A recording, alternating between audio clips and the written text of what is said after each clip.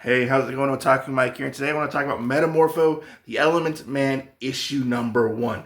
Let's get into this. So, our story starts out with a man named Mr. 3 scaling the outside of Stag Industries, and he is on the hunt for the specific files on Metamorpho. They call them the Metamorpho files, and he ends up breaking into Stag Industries.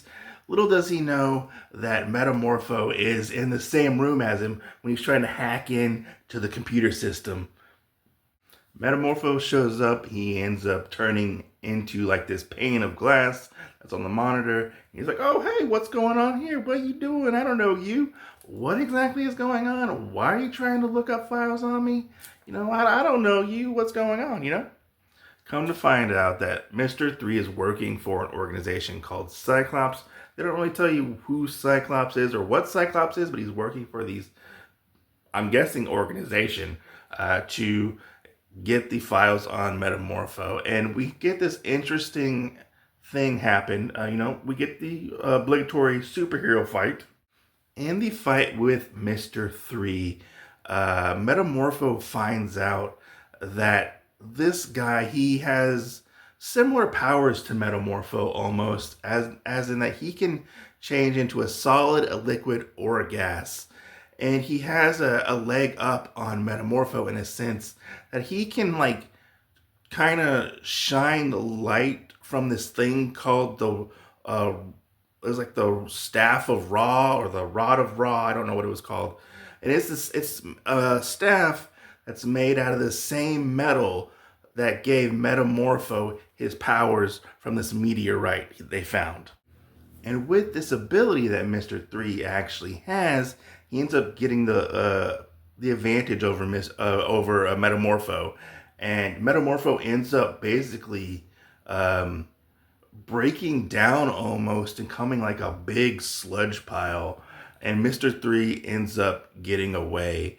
And this is where the story really gets interesting because they have to figure out what exactly is going on with Metamorpho and what does Cyclops want with Metamorpho. And that's where I'm going to stop because I don't want to spoil anything else. All right, so let's take a look at the interior artwork. It's fun. I really like all the colors and stuff. It has like this very like almost like flat comic strip look to it, I have to say. Here's the beginning where they have like the I don't want to say it's like a I don't really know what it is exactly because I was really confused by it. A flashback is what they would call it, I guess you could say. But we get into this particular issue, like all the colors are really well. The panel layout's a lot of fun. Like you can't really go wrong with like the artwork just looks really, really nice. I love there's almost like a body horror aspect to it when it comes to Metamorpho, like getting almost like depowered, I would say, in a sense. But the artist definitely hits it out of the park. I love the expressions and different things that Metamorpho does. It's very like cartoon character esque and whatnot. Like I love his design. He just looks really cool.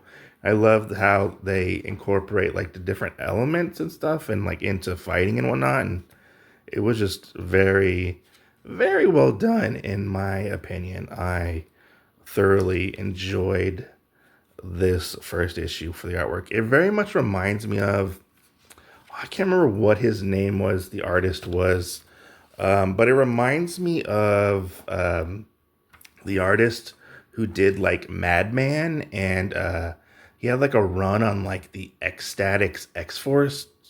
That's what it very much reminds me of, the artwork, which is really good artwork. I'm a fan of that artwork.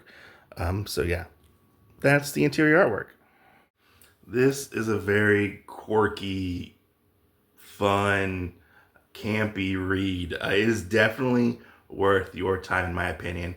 I would say there was one thing that really kind of tripped me up, and that was the very, very beginning, which they had like this pseudo flashback that I don't, maybe I must have missed something reading it, but it was with these two other characters that I had no idea who they were. But like I said, they do a very good job of explaining who Metamorpho is and who his supporting cast are. I liked all the banter between Metamorpho and the bad guy, Mr. 3, and supporting cast. It was a very well-paced first issue.